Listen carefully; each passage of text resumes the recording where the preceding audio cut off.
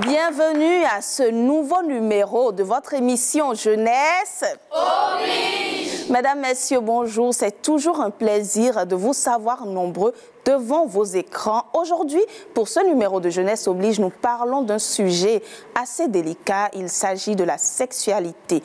Offrir son corps est-ce toujours la preuve d'amour qu'il faut pour que certains jeunes s'y adonnent et parfois en abusent? Nous aurons la réponse. Et pour faire la discussion, nous sommes aujourd'hui avec les élèves du complexe scolaire La Prospérité. Et celle qui va diriger le débat aujourd'hui, c'est bien sûr Jarel. Merci de l'accueillir.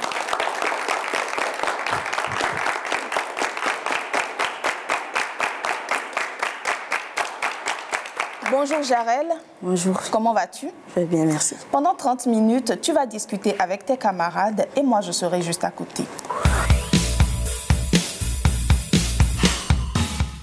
Bonjour ou bonsoir chers téléspectateurs et bienvenue sur votre émission Jeunesse Oblige. Mon nom est Kodjo Jarel, je suis élève en classe de terminale D au complexe scolaire La Prospérité, Cisarwedo. Actuellement, nous constatons que les jeunes éprouvent le besoin de témoigner leur amour envers leurs prochains en livrant leur corps comme gage d'affection. Mais est-il judicieux de penser de cette manière? C'est ce que nous allons découvrir, car ce sera le sujet de notre débat d'aujourd'hui, au cours duquel chacun essaiera de défendre son point de vue. Ainsi, à ma droite se trouve le camp de ceux qui seront pour et à ma gauche celui de ceux qui seront contre. Alors, chers téléspectateurs, sans plus attendre, nous allons planter le décor en commençant avec le camp situé à ma droite. Chers amis, pouvez-vous commencer par nous définir ce qu'est la jeunesse? Oui. Moi, on me nomme Babadji ou Bel Ami. Le thème jeunesse se définit comme la période de la vie humaine comprise entre l'enfance et l'âge mûr. Merci. Mais que pense alors cette jeunesse par rapport à la sexualité? Moi, on me nomme Aïgbeden Melissa. Je suis en classe de terminale D. La jeunesse pense que passer à l'acte avant d'aller au mariage est chose normale, sans oublier, notons bien, sans oublier les conséquences que cela peut entraîner, surtout pour la jeune fille, où cela peut représenter un frein pour son cursus scolaire. Merci. Y a-t-il quelque chose à ajouter dans l'autre camp? Oui. On me nomme Denampo Prestige.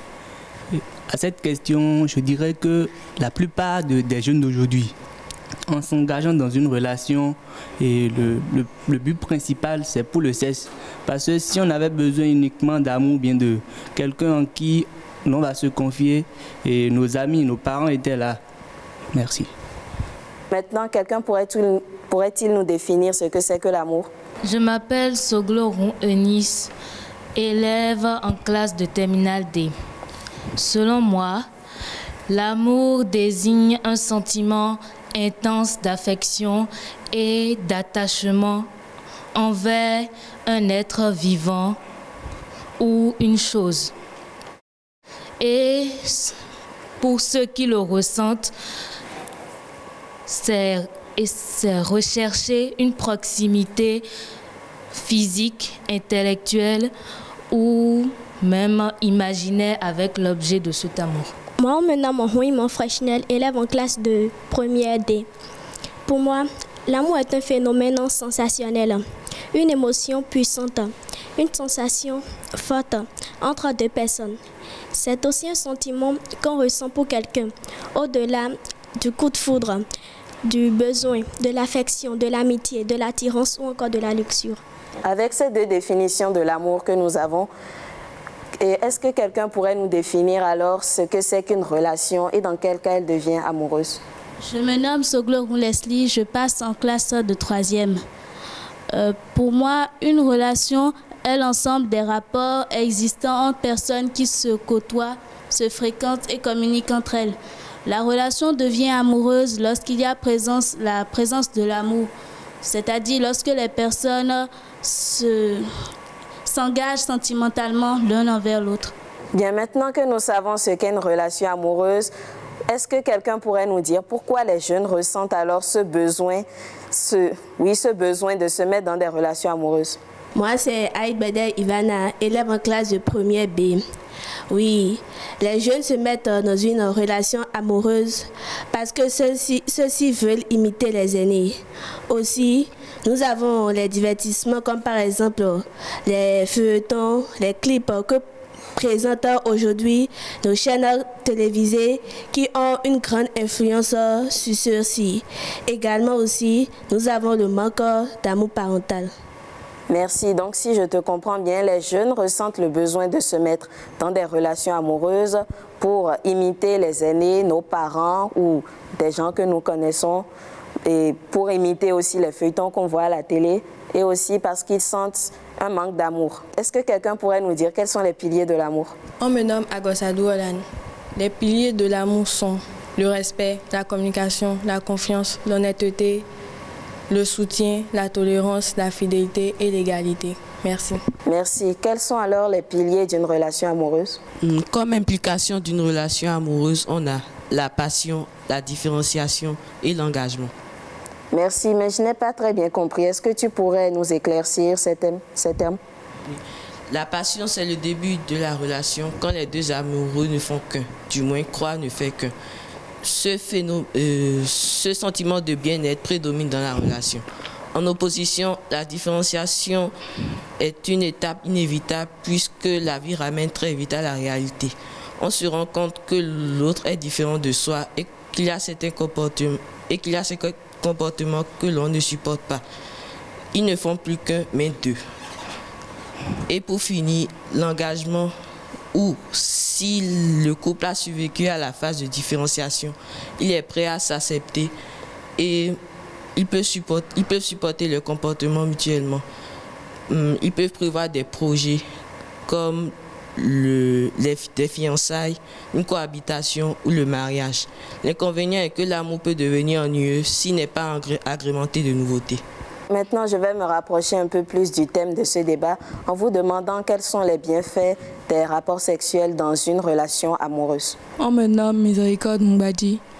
Les bienfaits d'une relation amoureuse sont d'abord les rapports sexuels procurent beaucoup de plaisir aux deux individus qui sont partenaires et consolident aussi l'amour et la confiance en ces deux et participent aussi à l'unification charnelle.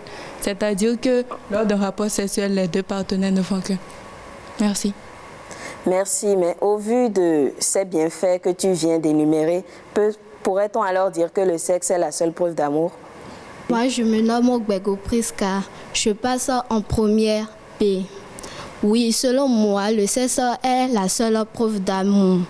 Du fait d'être nu seul avec son homme, on crée déjà une relation de confiance.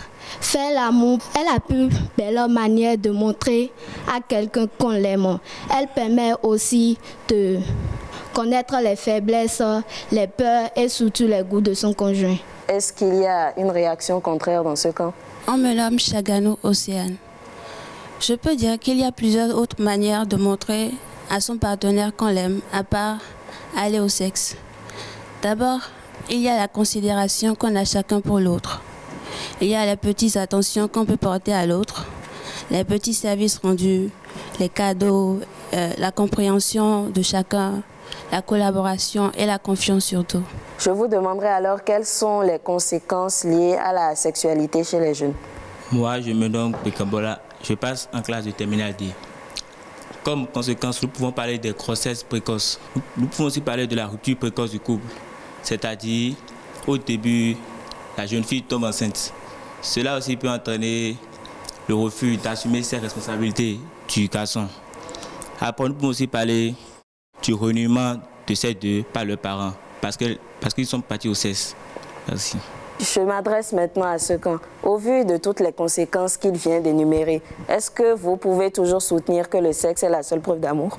En parlant des grossesses indésirées dont mon ami a parlé, je dirais que oui, il y a les méthodes contraceptives qu'on pourrait utiliser. Et puis, dernièrement, on a voté une loi au Bénin qui autorise aussi les avortements. Donc, en cas de qu'est-ce qu'il y a, on pourrait donc avorter. Mais je me tourne vers l'autre camp parce que je suppose que vous n'êtes pas d'accord avec ce qu'il vient de dire. Pensez-vous que nous, en tant que jeunes, nous pouvons utiliser les méthodes contraceptives comme ça nous chante? Moi, c'est Adoto Franklin. Je passe en classe de 3e. Ma réponse est non. Les jeunes ne sont pas disposés à utiliser les méthodes contraceptives. La seule méthode de contraception disponible aux jeunes est l'abstinence. Merci. Et je vous demanderai alors quel comportement doivent adopter les jeunes face à tout cela. Moi, je m'appelle Ati Mistourato. Je suis en classe de terminale A2.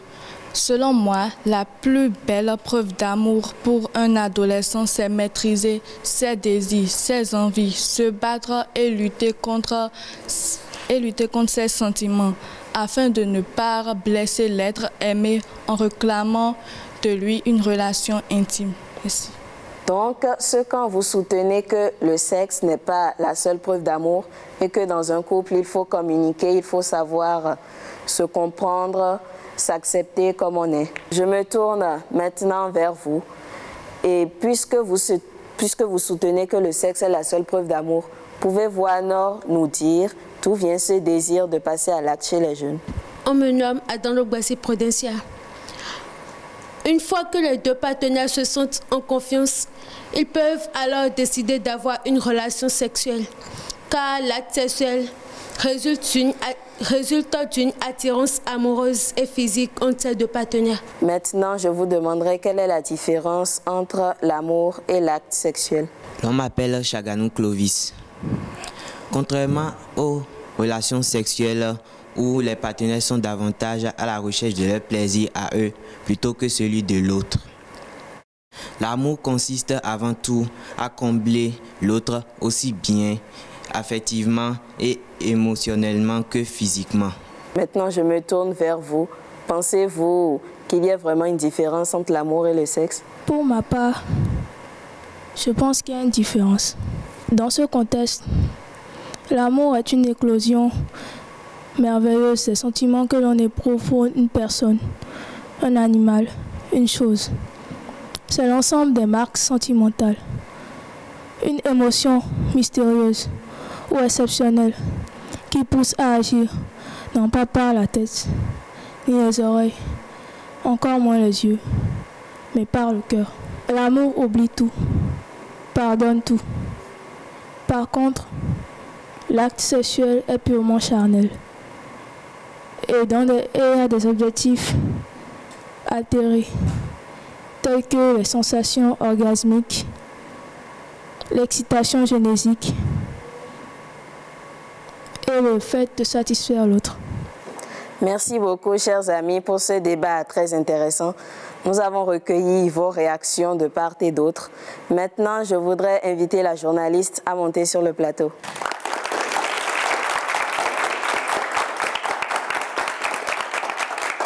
Merci beaucoup à toi, Jarel, pour le débat et merci à vous, chers amis, pour avoir participé. Alors, c'est le moment d'accueillir notre expert, celui-là qu'on ne présente plus. Il va nous rejoindre sur le plateau. Il s'agit du docteur Romuald Botton.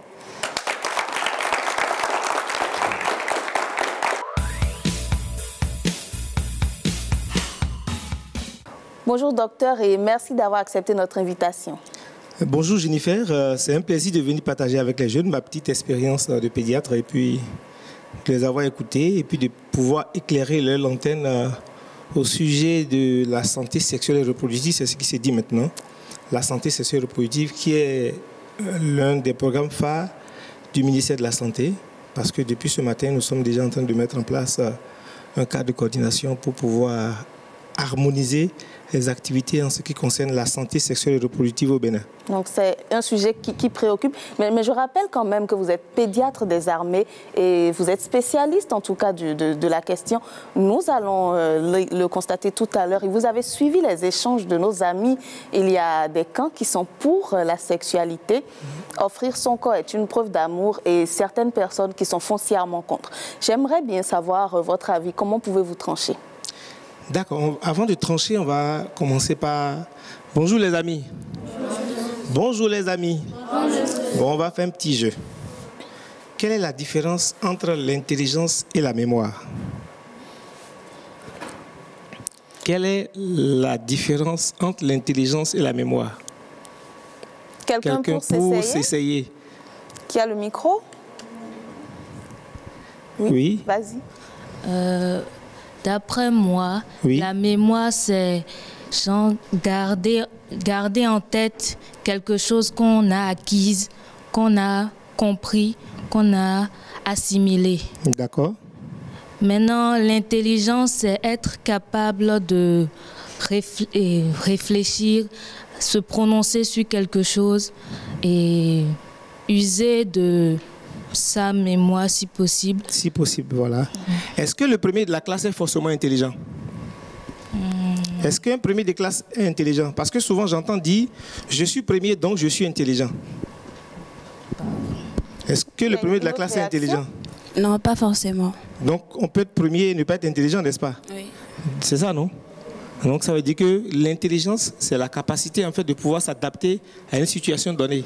Alors que la mémoire, c'est la capacité de récupérer ses coups et de les rendre. Donc tu peux être le premier de la classe, mais lorsqu'une situation arrive, tu n'arrives pas à t'adapter. C'est ça, non? Oui. Deuxième question.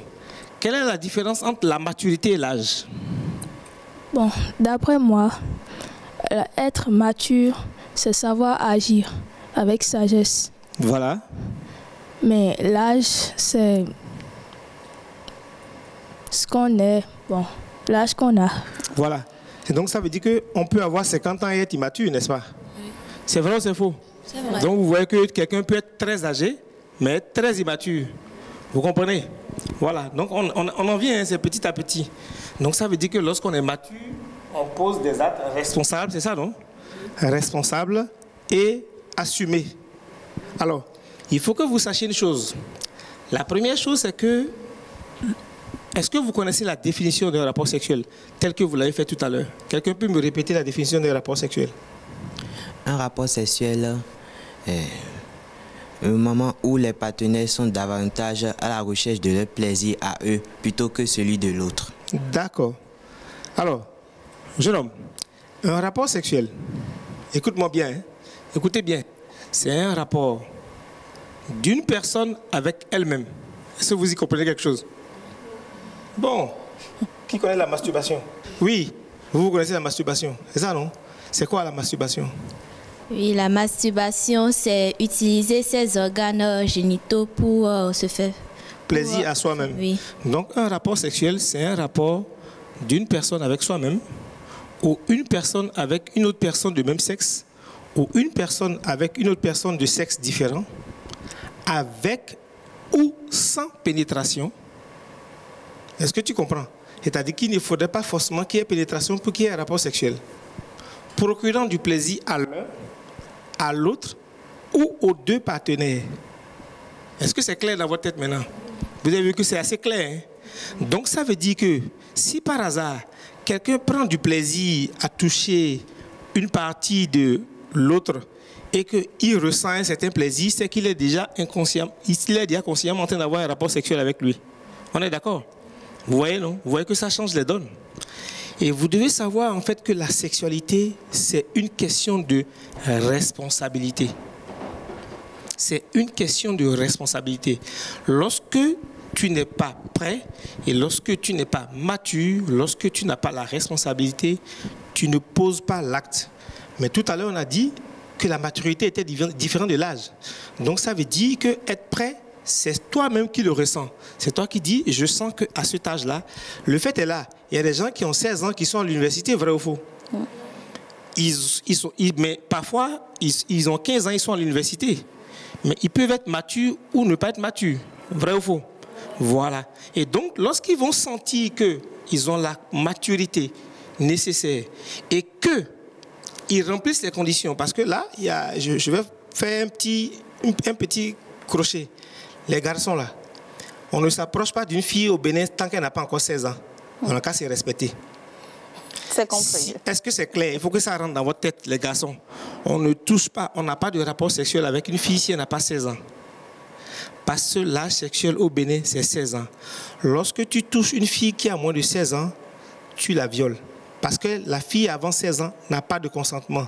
C'est ce que l'État dit. Et l'État dit, lorsque tu as 13 ans, que tu commets un forfait, tu vas répondre de tes faits devant la justice. Est-ce que c'est clair? Donc, lorsqu'une fille n'a pas 16 ans, que quelqu'un la touche, ça veut dire qu'il est sous le coup de la loi. Il a violé, il a abusé, il a fait détournement de mineurs. Est-ce que c'est clair? Donc, il faut que ce soit clair dans votre tête. Si vous savez que vous n'avez pas la responsabilité d'assumer la conséquence de l'acte que vous allez poser, vous ne la posez pas. Ça, c'est ce qu'on appelle la maturité. Est-ce que c'est clair?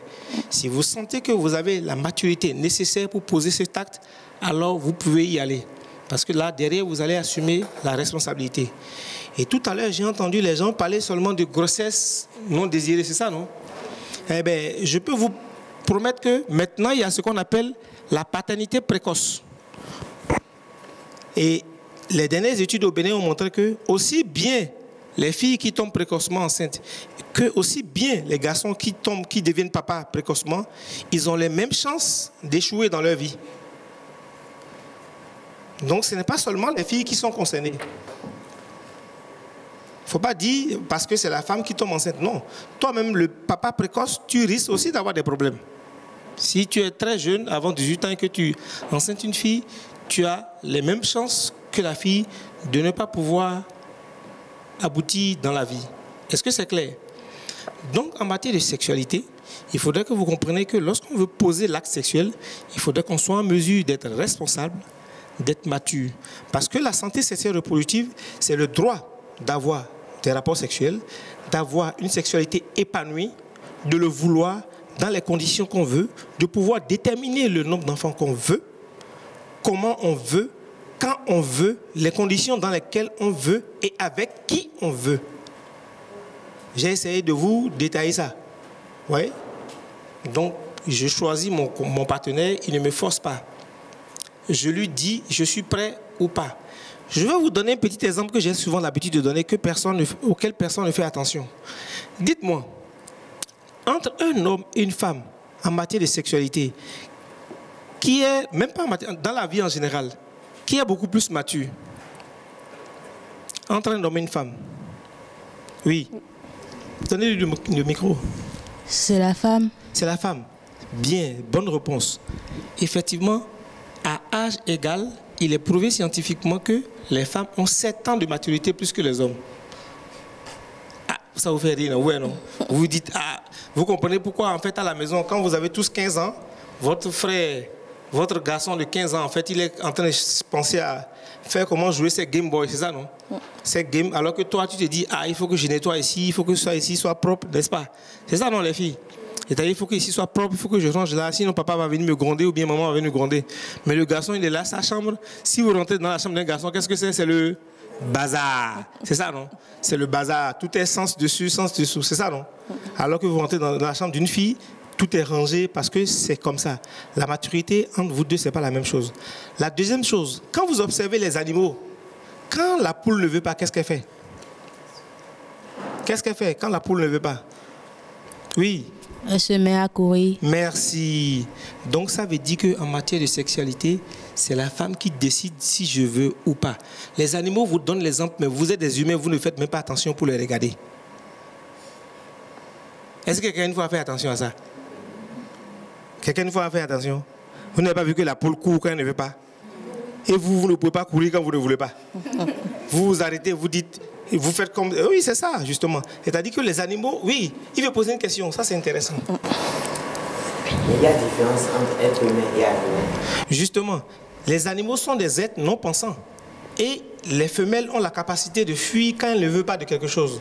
Donc, de raison de plus pour que les hommes qui sont des êtres pensants soient beaucoup plus capables de pouvoir fuir si elles ne veulent pas. Vrai ou faux? C'est vrai ou c'est faux? C'est vrai ou c'est faux? Merci.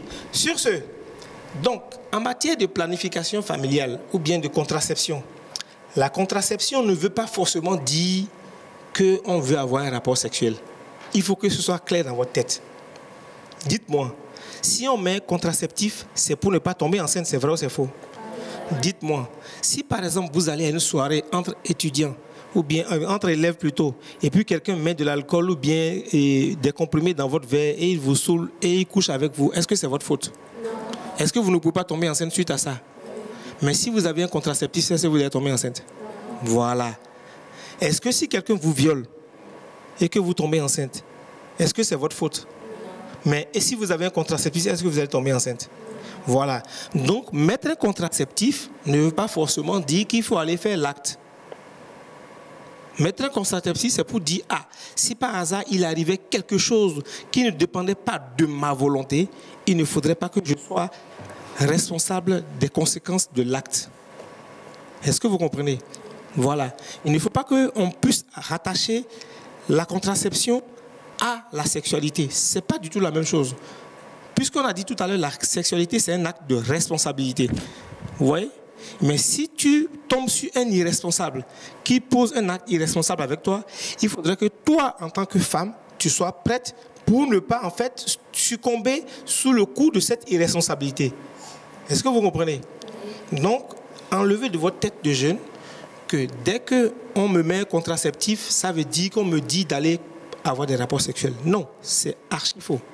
Lorsque vous voulez avoir, il faudrait que ce soit vous, les jeunes filles. Je dis souvent aux jeunes filles, c'est les jeunes... Qu'est-ce qu'on dit souvent au milieu? C'est l'homme qui courtise, n'est-ce pas? Et c'est la femme qui a... Vrai ou vrai? C'est vrai ou c'est vrai? Bon, donc ça veut dire que c'est vous qui avez le pouvoir de dire oui ou le pouvoir de dire non. Et il faudrait que vous...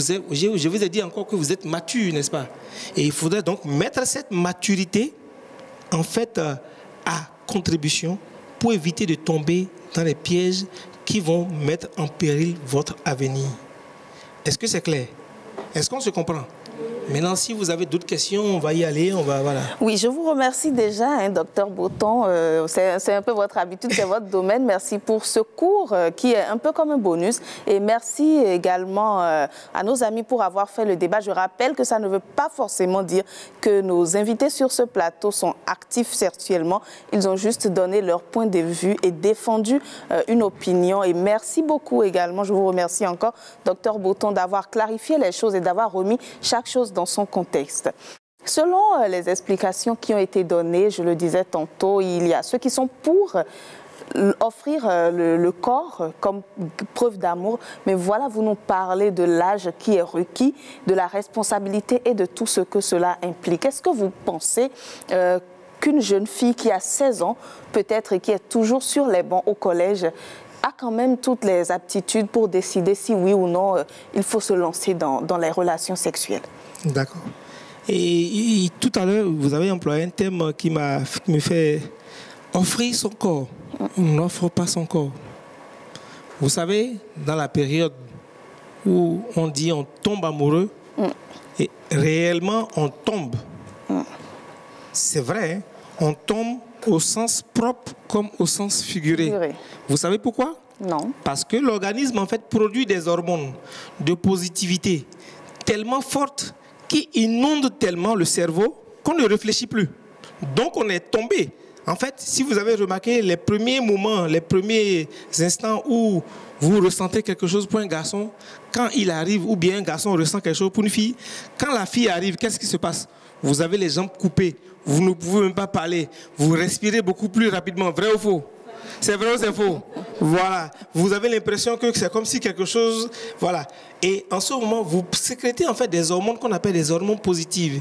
Et vous êtes à terre parce que là, le cerveau, il ne réfléchit plus. Vous êtes complètement déconnecté. Donc, c'est pour ça qu'on dit tomber amoureux. On tombe. Donc, vous êtes à terre, vous ne réfléchissez plus. Mais on ne peut pas tomber amoureux de façon permanente. Parce que ces hormones-là, si vous les sécrétez pendant un très long moment, vous risquez vous-même de vous rendre malade. Et donc, arrivé à un certain moment, l'organisme met en place un mécanisme qui freine la sécrétion de ces hormones. Et c'est le moment, en fait, de ce qu'on appelle devenir amoureux. Et c'est là où ça devient un problème. Parce que la prochaine étape après tomber amoureux, c'est les conflits. Vous savez, quand on tombe, et qu'on tombe vraiment amoureux, quel que soit ce que l'autre a comme comportement, on ne s'en rend même pas compte. Il pète haut, on ne s'en rend pas compte. Sa bouche sent haut, on ne sait pas. Et ses yeux sont louches de façon bizarre, on ne sait même pas. Ses oreilles sont un peu grandes comme les miennes, la personne n'y fait attention. Et elle a des cheveux bizarres, personne ne fait attention parce qu'on est complètement à terre. Mais maintenant, là, quand on commence par faire, l'organisme met en place le mécanisme de freiner les hormones de plaisir, On commence par devenir amoureux. Dès qu'il parle, on sent que la bouche là commence pas à sentir. C'est comme si ses oreilles là sont un peu bizarres. C'est comme si son nez là, c'est comme si les cheveux là, il ne peut pas, au lieu de faire tel cheveu comme telle personne. Tu comprends, non? Donc on commence par remarquer les défauts. Et chacun commence par chercher en fait à avoir du pouvoir sur l'autre. C'est réflexe. On ne fait pas exprès. Je veux tout faire pour que ce soit moi qui ai le pouvoir sur la femme. La femme dit, ah non, moi je veux tout faire pour pouvoir avoir le pouvoir sur toi. Mais ce n'est pas comme ça. En fait, on n'offre pas son corps, mais en fait, on s'offre l'un à l'autre. Vous voyez, si vous êtes vraiment dans une relation amoureuse, il ne faut pas dire, et tout à l'heure quelqu'un a dit, prendre du plaisir. Non. Vous devez vous donner du plaisir l'un à l'autre. On ne va pas pour chercher. D'accord. Est-ce qu'avant de parvenir à cette étape, on peut le faire à 16 ans? Est-ce qu'à 16 ans, on peut déjà être amoureux, c'est-à-dire on est devenu amoureux? Oui. Est-ce que l'âge ne pose pas problème? Mais devenir amoureux, en fait, ne veut pas forcément dire avoir des rapports sexuels. Il faut que ce soit clair dans la tête de chacun. On peut maintenir sa relation amoureuse pendant des années, faire beaucoup d'autres choses pendant des années, apprendre à se connaître pendant des années, jusqu'à ce qu'on soit prêt. Parce que je vous ai dit tout à l'heure, c'est une question de maturité. Je me garde de le dire, mais pour ceux qui sont chrétiens, je ne dirais pas l'âge de la Vierge, mais elle avait déjà une certaine maturité. Et c'est pour ça qu'elle a eu le Fils de Dieu. Vous voyez, mais pourtant elle était très jeune. Je ne dirais pas son âge. Elle avait une certaine maturité.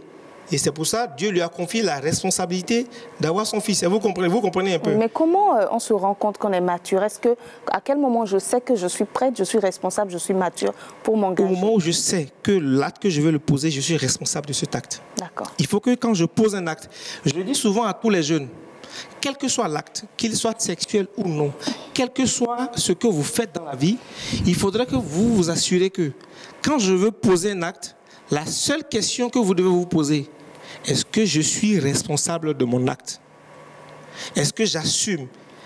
Si par exemple, je vais me lever, même une simple dispute amicale, et puis je vais insulter un autre, est-ce que quand je sors l'injure de ma bouche, le sentiment que ça va développer pour l'autre, chez l'autre, est-ce que je suis capable de pouvoir assumer la responsabilité de ce sentiment? Si c'est non, alors tu ne la poses pas. Mais si tu dis, je suis capable d'assumer, alors tu la poses. Parce qu'il faut que vous sachiez une chose. Aussi bien vous que moi, nous avons ce qu'on appelle le bon côté comme le mauvais côté. Personne n'est parfait. D'accord? Personne n'est parfait. Mais on essaie tous les jours de cultiver en fait le bon côté, mais qu'on le veut ou non, ce mauvais côté, il est là. Il est en veilleuse, il nous regarde. Et de temps en temps, il ressort. Il faut qu'il ressorte le moins possible. Il faut avoir la maturité de pouvoir l'atténuer le plus possible. Donc, n'ayez pas l'impression que, en fait, quand quelque chose de négatif se passe, que c'est parce que vous êtes une personne mauvaise. Non. C'est parce que, naturellement, nous sommes deux. Aussi le bien que le mal. Voilà.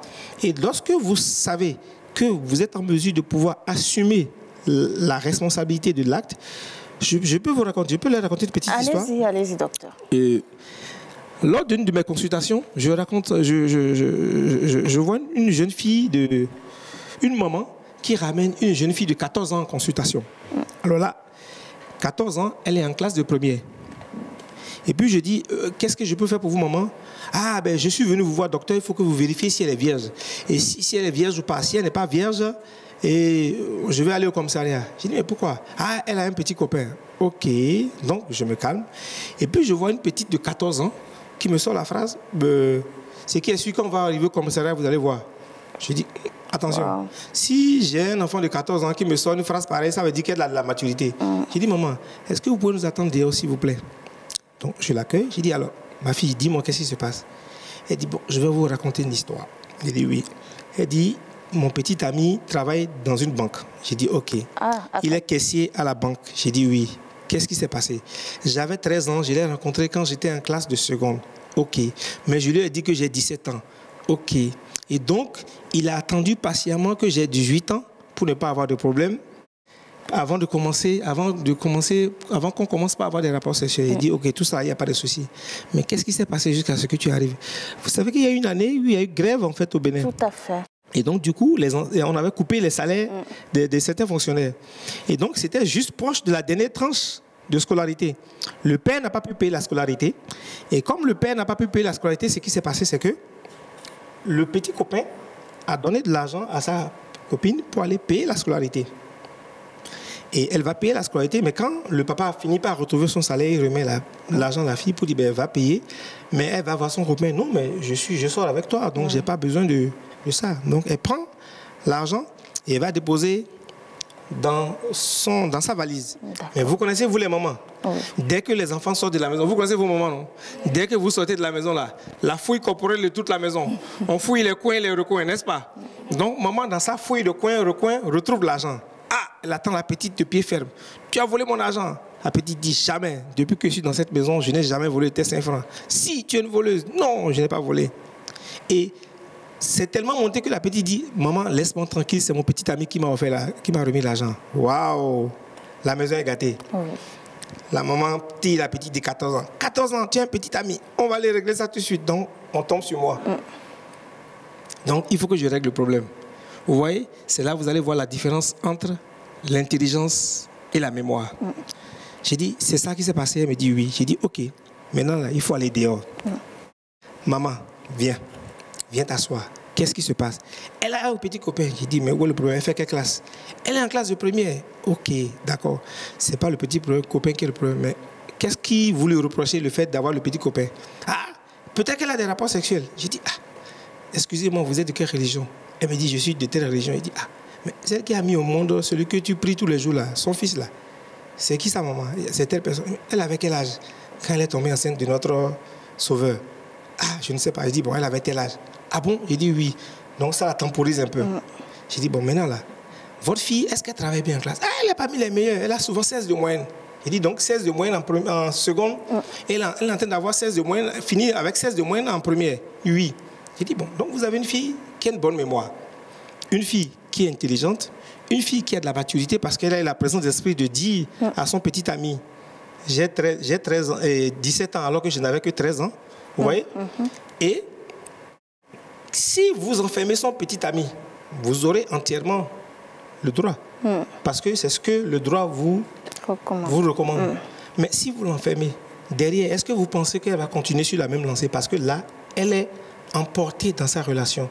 Vous risquez de déstabiliser son psyché. Donc, on se calme. On va faire venir le propriétaire du problème. Donc, on l'appelle, il arrive. J'ai dit, jeune homme, assois-toi. Notre problème est le suivant.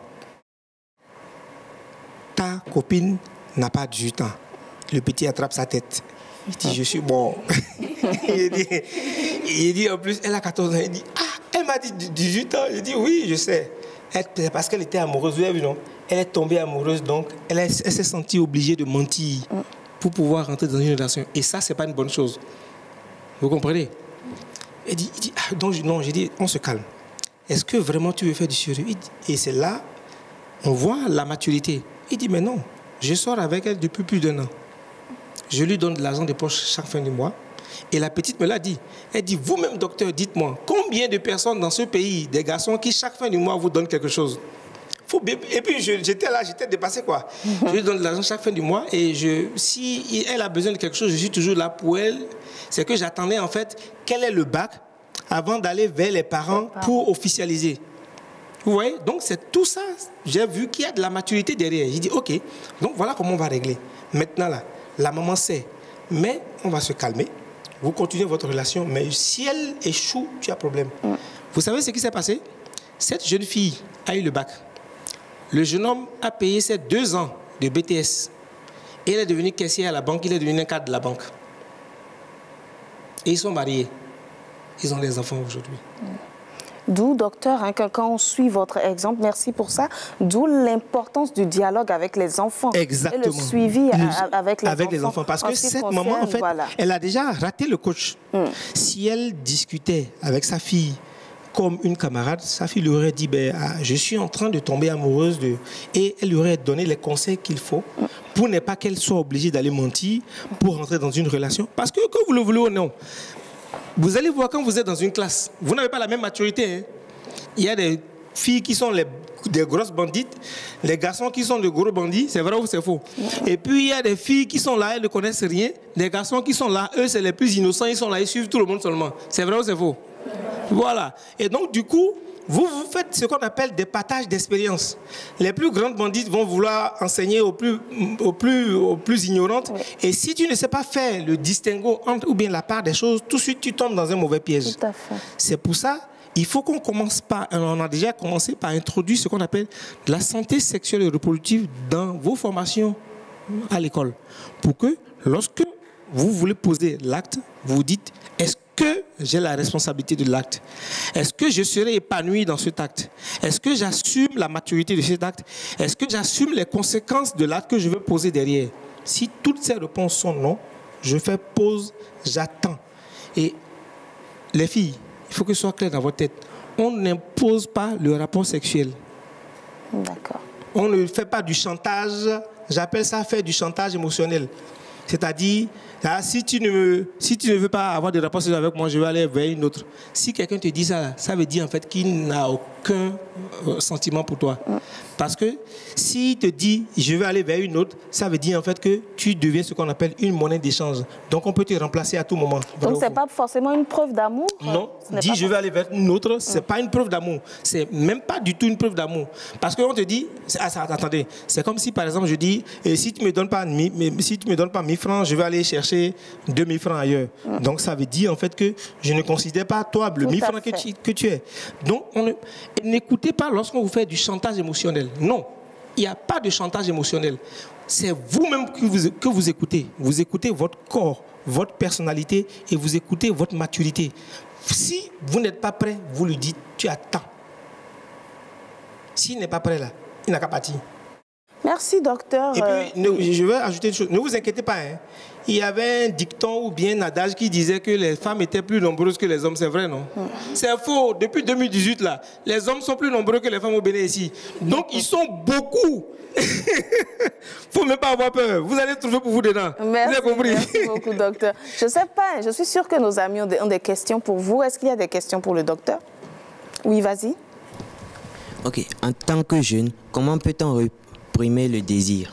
Ah, d'accord. Ça, c'est une très bonne question. On ne réprime pas le désir, on le contrôle. On ne réprime pas. Si tu réprimes ton désir, en fait, vous savez, le désir que vous ressentez là, c'est pas exprès. Hein. C'est programmé, c'est génétiquement programmé. Je vais faire un bref résumé. La sexualité commence à quel âge, d'après vous?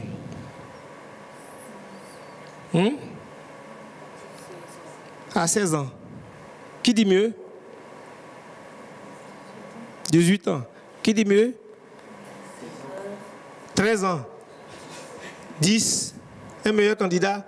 Celui qui trouve là, il aurait un cadeau choco. Oui. 50 ans. Ah. Et toi aussi. Tu as tout gâté. On est en train de faire les bonnes choses là, tu as tout gâté. La sexualité commence à partir du 5e mois de grossesse. Qui a dit C'est-à-dire, depuis le ventre de la mère, le petit garçon a déjà des érections. Et vous allez voir la position du petit garçon comme de la petite fille, c'est une main sur son sexe et l'autre main dans la bouche. Vous allez voir, quand un petit garçon, moi je suis pédiatre, quand un petit garçon naît, on prend, pour pouvoir savoir qu'il est viril, on prend le petit doigt, on tape, et troisième chic note, pip, petit Kofi est debout. C'est pour dire, ah, tout est en place. Vous comprenez? Donc le désir sexuel, il est là. Maintenant, en fait, il est inconscient. Parce qu'on ne sait pas ce que c'est. Il est en nous. Vous comprenez? Il est inconscient. À partir de l'âge de 3 ans, il commence pas à se réveiller. C'est en ce moment, les filles commencent pas à s'attacher à leur papa et les garçons commencent pas à s'attacher à leur maman. Quand il veut quelque chose, maman. Quand la fille veut quelque chose, papa. C'est vrai ou c'est vrai? Bon. Et donc, c'est pour ça qu'il faut faire ce qu'on appelle la castration pour que, à partir de 6 ans, les garçons aillent beaucoup plus vers leur papa et les filles aillent beaucoup plus vers leur maman. Et à cet âge-là, à partir de 6 ans déjà, commencer l'éducation sexuelle, de sorte que les garçons ne puissent pas entrer dans les chambres des filles et les filles ne puissent pas entrer dans les chambres des garçons. Qu'un garçon, par exemple, ne voit plus la nudité de sa mère, aucune fille ne voit plus la nudité de son père. De sorte qu'en fait, elle puisse avoir ce qu'on appelle un modèle. Nous tous, autant que nous sommes, quand on est en train de grandir, on cherche à avoir un modèle. C'est pour ça que vous êtes souvent sur les réseaux sociaux. Vous voyez les personnes qui ont réussi, c'est ça, non? Vous aussi, vous voulez imiter ces personnes qui ont réussi. C'est vrai ou c'est faux? Voilà. Et donc, du coup, c'est la même chose dans la sexualité. À la maison, vous devez avoir des modèles. Et votre papa n'est pas votre modèle si vous êtes une fille. Et votre maman n'est pas votre modèle.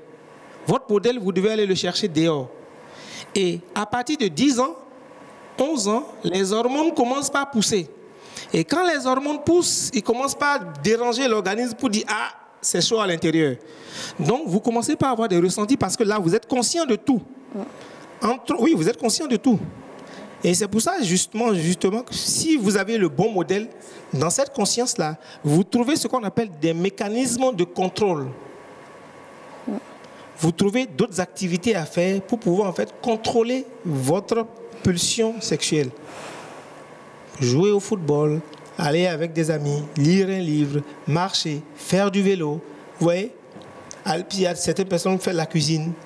Vous voyez? Donc, vous allez voir, et pour les filles, c'est pendant une période de votre... Malgré que l'envie est là de façon permanente, mais il y a une période de votre cycle où l'envie devient plus forte. C'est vrai ou c'est faux? Et quand l'envie est forte, c'est en ce moment-là, il faut trouver beaucoup plus d'activités pour pouvoir vous apaiser. Ce n'est pas le moment d'aller se jeter dans les bras du premier venu. Là, c'est la plus grosse erreur. Il faut se dire, faut vous poser la question que vous vous êtes posée. Est-ce que je suis mature? Est-ce que je suis responsable? Est-ce que je peux assumer? Est-ce que je pourrais prendre les conséquences de la... Si je ne peux pas, stop. J'arrête. Merci beaucoup, docteur. Le temps qui nous est accordé est imparti. J'aimerais quand même qu'en quelques secondes, vous nous fassiez une conclusion et pourquoi pas donner des conseils. D'accord. Alors, les conseils, j'aurais bien voulu que ce soit avec les parents. Parce que quand on dit, moi j'ai l'habitude de dire une chose, quand on dit les jeunes d'aujourd'hui ne sont pas et sont trop gâtés ou bien ne sont que ceci, en fait, c'est qu'ils n'ont pas eu le bon modèle, puisque nous sommes les modèles. Donc, si nous n'avons pas fait notre devoir de leur montrer le bon modèle, ben, ils feront les conséquences d'aller copier ces mauvais modèles. Tout à fait. Voilà. Et donc, chers jeunes, vous êtes l'avenir de demain. Peut-être que nous, on n'a pas tout réussi. Peut-être qu'on n'a pas tout réussi. Mais il faudrait que vous sachiez une chose. C'est une question de génération. Il n'y a pas de génération parfaite. Il n'y a pas de génération parfaite. Chaque génération vient avec ses erreurs et vient avec ses qualités. Vous êtes à l'ère de l'informatique et des réseaux sociaux. Tout va très vite. Tout va super vite. Demandez, il y a pratiquement 2 ans, je ne voulais pas aller sur Facebook. J'étais quelqu'un, je me cachais beaucoup. Elles m'ont forcé à aller sur Facebook. Aujourd'hui, j'ai plus de 11 000 abonnés. Donc, vous imaginez, ça va très vite. Aujourd'hui, je m'assois dans un restaurant, je suis fini de manger, on me dit, on va payer votre... Non, tout va très vite pour votre génération. Maintenant, c'est à vous de montrer en fait que vous avez la capacité, la maturité de vous adapter à cette génération-là. Parce que vous le voulez ou non, ne dites pas une chose. Ne dites pas que nous sommes une génération, tout est mauvais. Personne n'ira vivre sur la planète Mars. Personne n'ira vivre sur la planète Lune. On va tous vivre sur la Terre. Donc, ce qu'il y a à faire là, c'est de tout faire pour que vous, là, vous nous aidez à arranger cette Terre-là, pour que demain, on puisse continuer de vivre ensemble. D'accord? Et donc, c'est de votre devoir de vous dire, si par hasard, moi, j'ai souvent un débat très franc avec ma fille de 15 ans. Donc, et si par hasard, parfois je la provoque, je lui dis, ben, alors, ton petit copain, papoun, tu m'arrêtes ça. Donc, n'ayez pas peur. Si par hasard, il vous arrive d'avoir des pulsions, allez-y voir vos parents ou bien trouver un confident ou une confidente responsable. Les filles, là, je préfère que vous allez voir une confidente. Et les garçons, je préfère que vous allez voir un confident responsable. J'ai des jeunes garçons avec qui que je coach, je dis, qu'est-ce que tu ressens? D'accord. Et qu'est-ce que tu en penses? Et les filles, c'est vous qui devez prendre le lead. Souvent, j'ai l'habitude d'entendre, les garçons sont mauvais, les garçons sont mauvais. C'est vrai ou c'est faux? C'est vrai ou c'est faux? Qui éduque ces garçons-là? C'est pas des mamans? Hein? Donc ça veut dire que je ne veux plus entendre cette phrase-là dans votre génération. Si vos enfants sont mauvais là, si les copines de vos enfants disent que vos enfants sont mauvais, ça veut dire que vous-même là, vous n'avez pas fait votre travail. Vous allez dire un jour, il y a un type là, je serai vieux quelque part assis, que je vous ai dit un jour, si les copines de vos enfants disent que vos enfants sont mauvais là, ça veut dire que vous, en tant que mère, vous n'avez pas fait votre travail. Parce que si vous avez fait votre travail là, il n'allait pas aller être mauvais avec l'enfant de quelqu'un. C'est vrai ou c'est faux? Sur ce, je vous remercie. Merci beaucoup, docteur, pour ces explications très, très intéressantes. Vous vous êtes mis dans la peau et ça a donné quelque chose de nouveau. C'était un plaisir. Et nous sommes à la fin de ce numéro de Jeunesse Oblige. L'essentiel à retenir, c'est qu'avant d'aller vers les relations sexuelles, il faut s'assurer d'avoir l'âge requis, d'avoir la maturité requise et d'être prêt à assumer les conséquences qui peuvent en découler. La loi est là et veille au grain. Il y a des limites à ne pas franchir. Merci beaucoup de nous avoir suivis. On se donne rendez-vous pour un autre numéro.